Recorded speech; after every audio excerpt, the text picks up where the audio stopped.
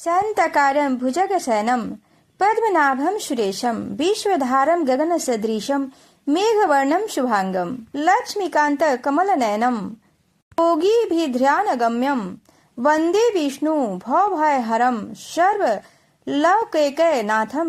जय श्री हरि विष्णु। आज के इस भक्ति यात्रा में हम जानेंगे, श्रवण करेंगे कार्तिक मास महात्म कथा अध्याय 9।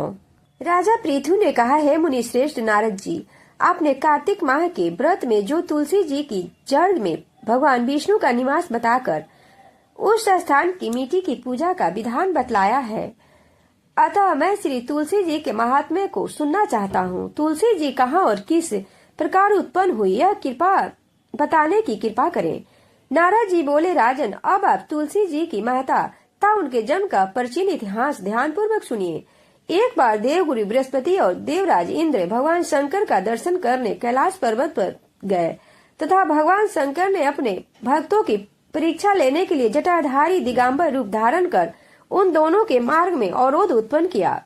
यद्यपि यह तेजस्वी, शांत, लंबी भुजा और चौड़ी छाती वाले गौर वर्ण अपने विशाल नेत्रों से युक्त तथा सिर पर जटा धारण किए वैसे ही बैठे थे, तथापि उन भगवान शंकर को न पहचान कर इंद्र ने उनसे उनका नाम और धाम आदि पूछते हुए कहा कि क्या भगवान शंकर अपने स्थान पर हैं या कहीं गए हुए हैं। इस पर तपस्वी रूप भगवान शिव कुछ नहीं बोले। इंद्र ने फिर पूछा। इंद्र को अपने त्रिलोकी नाथ होने का गर्व था, उसी अहंकार के प्रभाव से वह चुप किस प्रकार रह सकता था। उसने क्रोधित होते हुए उस तपस्वी को धुड़क कर कहा, अरे, मैंने तुमसे कुछ पूछा है और तू उसका उत्तर नहीं देता। मैं अभी तुझ पर ब्रज का प्रहार करता हूँ, फिर देखता हूँ कि कौन तुझ दुर्गति की रक्षा करता है। इस प्रकार कहकर जैसे ही इंद्र ने उस जटाधारी दिगंबर को मारने के लिए हाथ में ब्रज लिया, वैसे ही भगवान शिव ने ब्रज सहित इंद्र का हाथ स्तंभित कर दिया और विकराल नेत्र कर उसे देखा।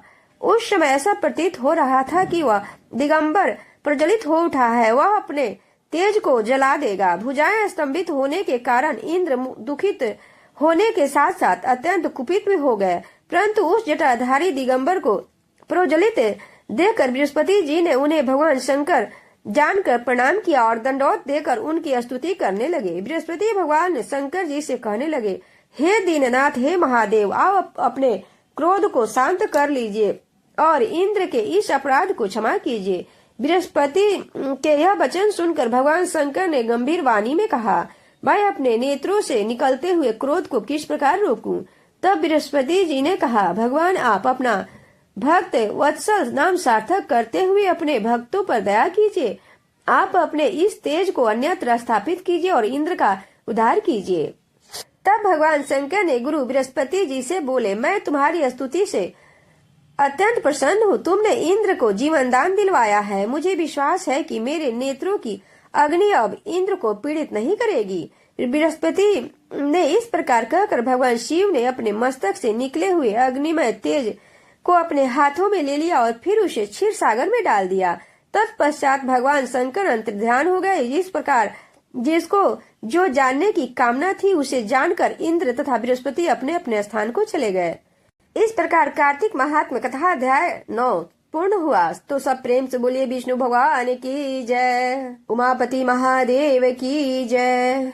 राजा पृथु बोले, हे ऋषि श्रेष्ठ नारद जी, आपको प्रणाम है। कृपया बताने की कृपा कीजिए कि भगवान शंकर ने अपने मस्तक के तेज को क्षीर सागर में डाला तो उस समय क्या हुआ। नारद जी बोले, हे राजन, जब भगवान शंकर ने अपना वह तेज क्षीर सागर में डाल दिया तो उस समय वह शीघ्र ही बालक होकर सागर के संगम पर बैठकर संसार को भय देने वाला, रुदन करने वाला, उसके रुदन से संपूर्ण जगत व्याकुल हो उठा। लोकपाल भी व्याकुल हो गए, चराचर चलायमान हो गया। शंकर सुवन के रुदन से संपूर्ण ब्रह्मांड व्याकुल हो गया। यह देखकर सभी देवता और ऋषि व्याकुल होकर ब्रह्मा जी की शरण में गए और उन्हें प्रणाम कर उनकी स्तुति करने लगे। उन सभी ने ब्रह्मा जी से कहा कि हे पितामह, यह बहुत ही विकट परिस्थिति उत्पन्न हो गई है। हे महायोगी, इसको नष्ट कीजिए।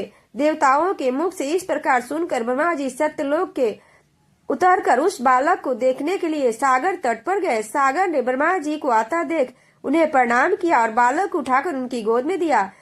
आश्चर्यचकित होते हुए ब्रह्मा जी ने पूछा, हे सागर, यह बालक किसका है? शीघ्रता पूर्वक कहो। सागर विनम्रता पूर्वक बोला, प्रभु यह तो मुझे ज्ञात नहीं, परंतु मैं इतना अवश्य जानता हूँ कि यह गंगा सागर के संगम पर प्रकट हुआ। इसलिए हे जगत गुरी, आप इसे बालक का जात कर्म आदि संस्कार करके इसका जातक फल बताइए। नारद जी पृथु से बोले।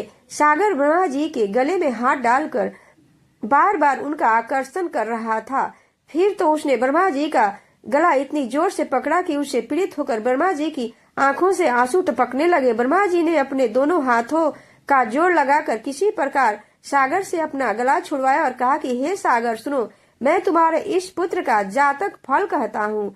मेरे नेत्रों से जो यह जल निकला है, इस कारण इसका नाम जलंधर होगा। उत्पन्न होते ही यह तरुणावस्था को प्राप्त हो गया, इसलिए यह सब शास्त्रों का महापराक्रमी, महावीर, बलशाली, महायोद्धा और रण में विजय प्राप्त करने वाला होगा। यह बालक सभी दैत्यों का अधिपति होगा। यह किसी से पराजित नहीं होने वाला होगा तथा भगवान विष्णु को भी जीतने वाला होगा। भगवान शंकर को छोड़कर यह सबसे अवध्य होगा। जहाँ से इसकी उत्पत्ति हुई है यह वही जाएगा। इसकी पत्नी बड़ी पतिव्रता, सौभाग्यशाली, स्वर्ग सुंदरी, परम मनोहरी, मधुर वाणी बोलने वाली तथा शीलवान होगी। सागर से इस प्रकार कहकर ब्रह्मा जी ने शुक्राचार्य को बुलाया और उनके हाथों से बालक का राज्याभिषेक कराकर स्वयं अंतर ध्यान हो गए।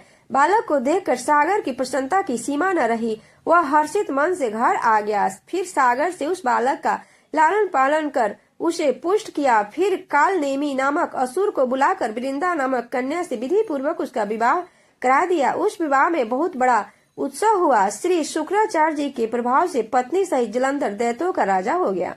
इस प्रकार कार्तिक महात्म कथा अध्याय का 10वां अध्याय पूर्ण हुआ। तो सब प्रेम से बोलिए विष्णु भगवान की जय, उमापति महादेव की जय। माता तुलसी की आरती। माँ तुलसी पूजन, तुलसी विवाह एवं कार्तिक माह में माँ तुलसी की आरती। इस आरती के बिना कार्तिक माह का व्रत पूर्ण नहीं होता है। माँ तुलसी की आरती कार्तिक मास में सबसे अधिक श्रवण की जाती है। तुलसी महारानी नमो नमो, हरि की पटरानी नमो नमो, धन तुलसी पूरन तप कीनो, सालिग्राम बनी पटरानी, जाके पत्र मंजरी कोमल, श्रीपति कमल चरण लपटानी। तुलसी महारानी नमो नमो, हरि की पटरानी नमो नमो, धूप दीप नैवेद्य आरती, पुष्पन वर्षा वर्षानी, 56 भोग छति शो व्यंजन, बिन तुलसी हरि एक न मानी। तुलसी महारानी नमो नमो, हरि की पटरानी नमो नमो, सभी सखी मैया